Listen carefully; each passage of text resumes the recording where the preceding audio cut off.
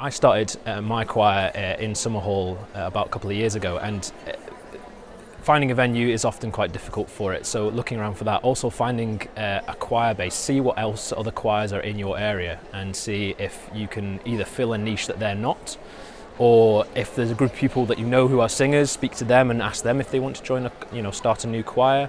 You need members for the choir, so it's finding membership and finding a venue, I think, are the two hardest things. And just asking people, word of mouth, maybe ask your friends, see who's interested. Social media is very useful for that kind of thing. And the way I did it for my choir is I spoke to the manager of Summerhall and went that way through it, which was really useful. And we rehearsed there and performed there, so it's a nice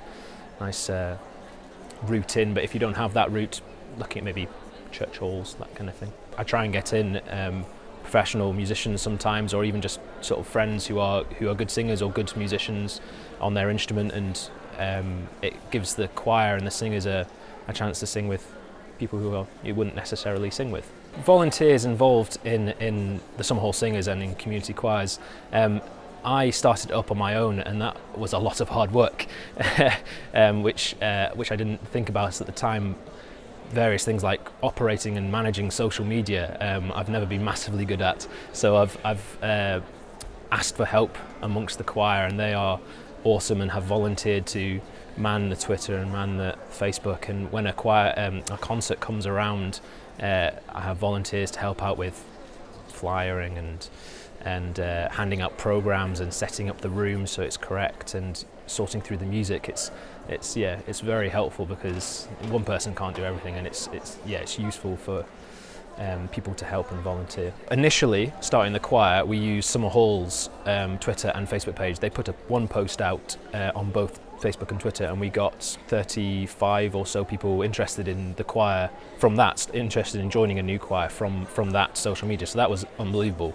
Once we'd started our own, we try and use it weekly, if not a little bit more, to post interesting things, just keeping people involved in the choir. If they're not singing in it, actively involved in seeing how we're doing.